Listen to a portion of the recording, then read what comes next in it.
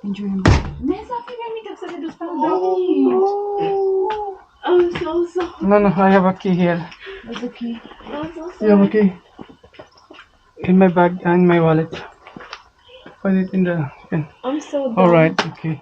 Oh. I thought we Alright, okay. Good morning from Czech Republic. Ahoy! Yeah, Sophia accidentally locked the door. And mom is still outside. in pajama. She locked you out in pajama. Okay. I would have to go to Tita Buhungka. Okay, I'm going to drop off Sophia to school. There she is. Yeah. And how's school now? It's good. It's better because now I kind of understand better now. Yeah, mommy was teaching her now every single night about the language, the idioms, the slang of the Czech Republic. Yeah, there's a lot of things. But I think she is better now. She was able to cope up. And Hannah had a meeting with the teachers yesterday at school. So yeah, I think you're better now, right? Okay, let's go because we have a bus to catch. Yeah, and then I finished late. Oh, we have 13 minutes and it will probably take us long because the bus stop is about Yeah, go, 7 come on. minutes away. Yeah, so yeah, I will just drop her off, and then the problem is today I don't have bus coming back. So we're going There is no bus until 10 o'clock. So time is 7 o'clock. So my bus is back here in 10 o'clock. Yeah, that's it. See ya later. I will walk you around in Opava Center. So I'll show you the Opava Center, the beauty of the Opava. Now it's a bit cold now in Czech Republic, but still manageable. Nasa loob na siya. Ito yung campus talaga ng school ni Sophia. So 5 buildings ay ang kanyang school from elementary to high school. Ito. Yun. So ayaw niya mag-vlog dito sa harapan ng building. Nahiya sa kanyang mga classmates kaya hindi ko na siya pinipilit. So ito at maglilimaliw ako rito sa Opava Town Center ng 2 hours kasi walang bus sa loob ng 2 oras. So at least maiikot ko kayo dito sa Opava Town Center. Iikutin natin para makita natin. Kahit ako, hindi ko pa naikot talaga yung Opava Town Center. Kaya mag-explore tayo kung ano yung hitsura talaga ng Opava Town Center.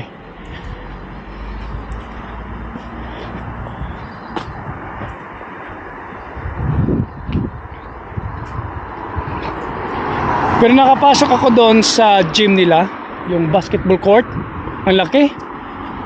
So maganda rito na school kasi mayroon silang basketball court, mayroon silang gym for tennis, volleyball at iba pang mga sports. Kaya nag-enjoy talaga sa Sophia rito. We'll find out after 6 months to 1 year if she would still enjoy her schooling in Czech Republic.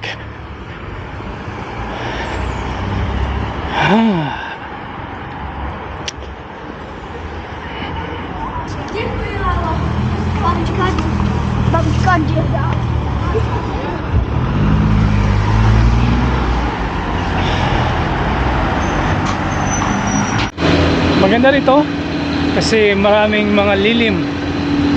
So maraming mga benches. Ganyan. Maraming mga nagde-date dito during summer, lalo na yung mga teenagers. Papakita ko sa inyo ang school music ni Sofia. Nandito yan. Kaya ito pala sila mag-maintain ng kanilang park.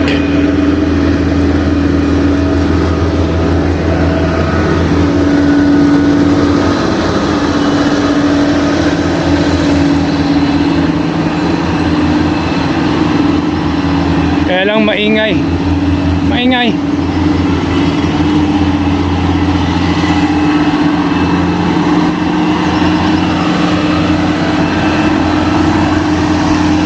Itong building na to, ito yung music school ni Sofia. So mamaya, meron siyang klase rito. Yan. About 2:30 afternoon. So pupunta kami rito para sa kanyang school class, music class.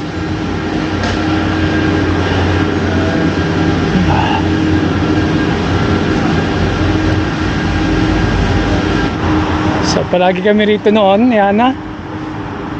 Dinadala namin rito yung nung baby pa Sofia, nung nasa stroller pa.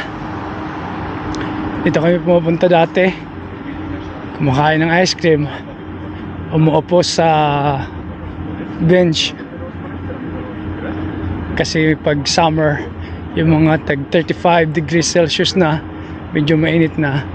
So may lilim sa puno ng kahoy. Maraming mga benches. So dyan ka uupo. Yan. Tahimik ang lugar. Safe. Talagang tambayan lang. Hindi kang umupo rito. Diba? Ganda. Kasi sa lilim ka ng punong kahoy. Ingat-ingat lang, baka maitihan ka ng ibon. Kasi may mga ibon sa taas. Katulad nito. Maraming palagay ko maraming nabiktima ng tae ng ibon dito. Ganyan o. Yun, tae ng ibon. Oh, yun. Ayan. Kaya ingat-ingat ka din pag nakaupo ka rito sa benches na to. So ito lilinisin to mamaya. Malinis na yan mamaya. Kasi may tagalinis talaga rito sila sa park. So ganyan to oh. Yung nagdi-date oh. Yan. Talagang ang lugar nito ay tagpuan ng mga magsing irog.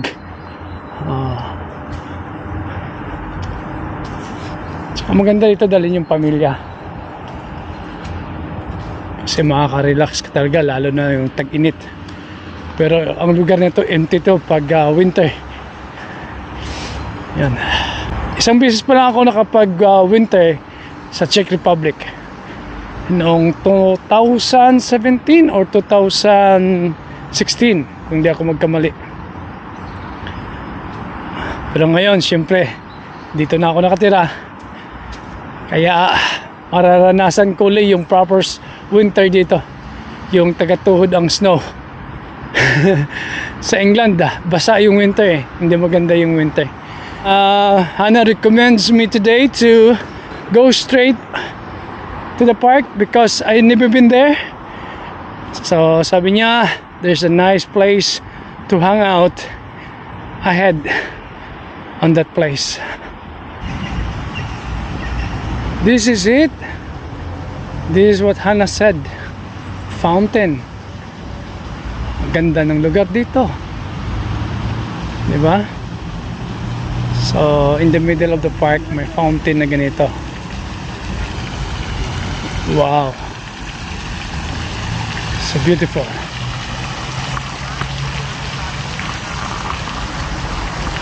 Ayan. Ganda, diba? So, ikot muna tayo. Pasyal tayo sa lugar dito. Tingnan natin kung ano pang magandang tanawin sa lugar. So, ito yung makikita mo rito. Fountain.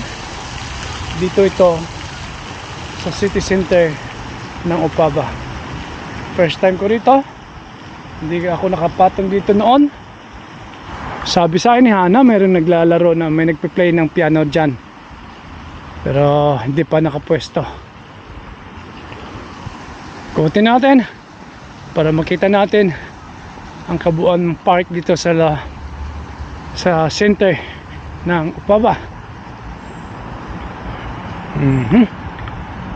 Malinis. Walang dumi.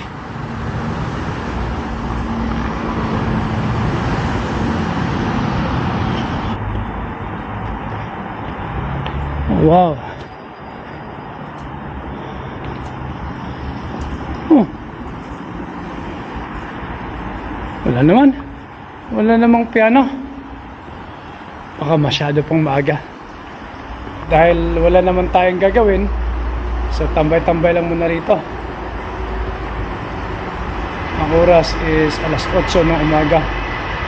Ang bus ko ay alas 10. Medyo matagal-tagal na tambayan yan dito. Pero pasaan, baka makabili na si Hana ng kotse niya. Kasi naghahunting ako ng kotse. Pero yung mga nakikita ko, medyo ayaw pa niya. Tingnan natin sa loob ng in the next 2 weeks or 3 weeks, makahanap na ako ng talagang sasakyan na gusto ni Hana. So punta pa tayo doon.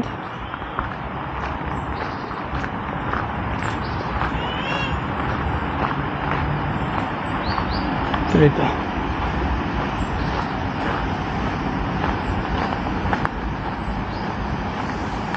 Mga benches lang dito, mga dating area.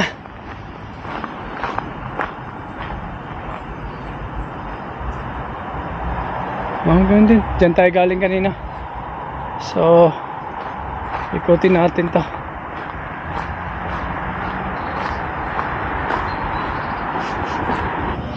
Itong maganda sa Opava, may mga maliliit na mga restaurant na maganda tambayan, katulad niyan.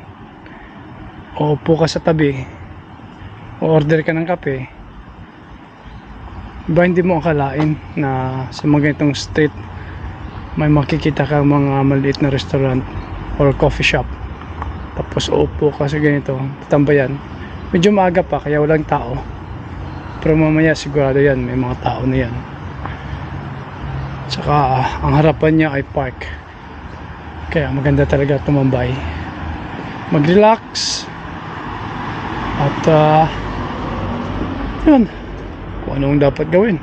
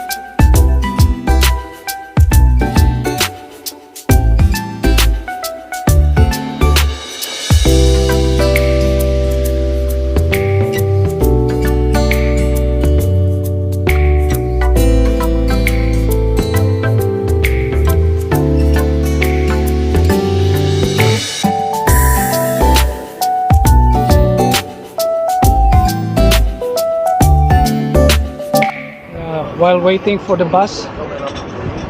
Coffee dito sa tabi ng daan.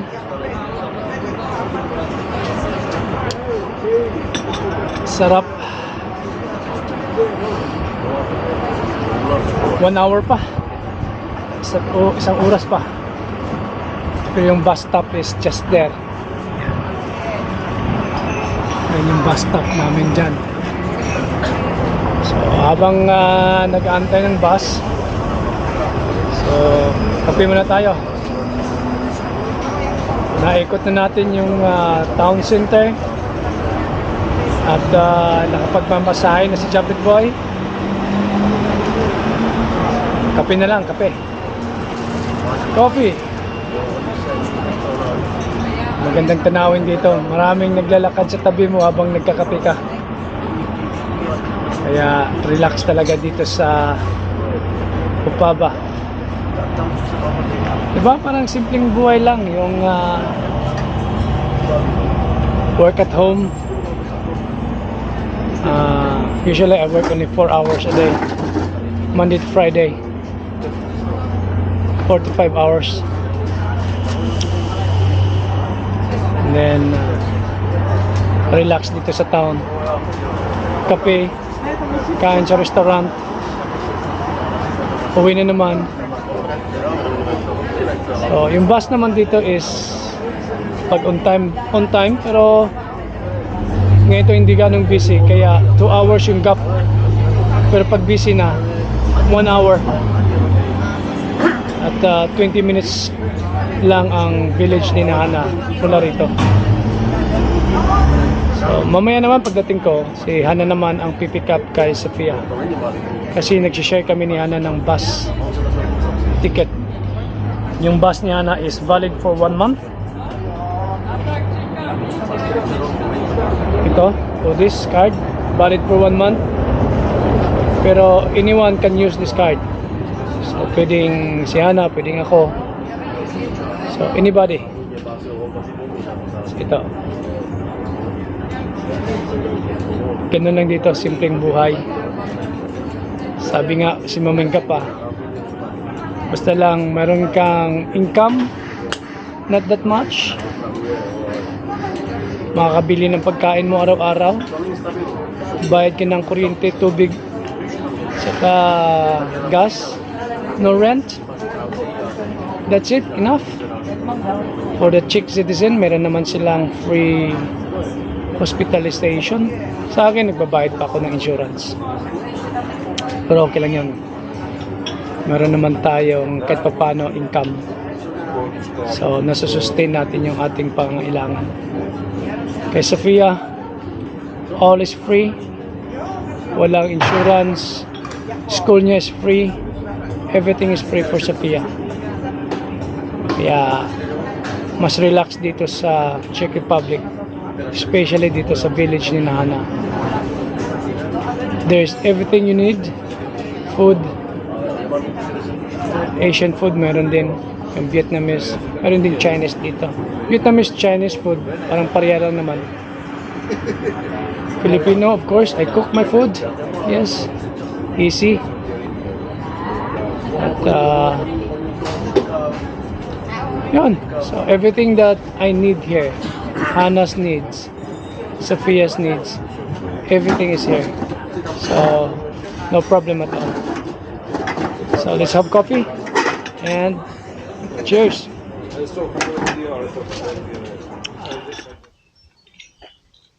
Yasin Duma.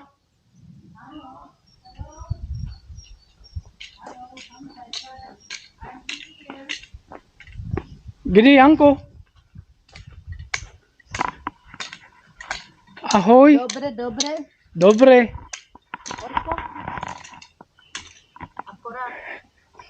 Probinsyang dating ah.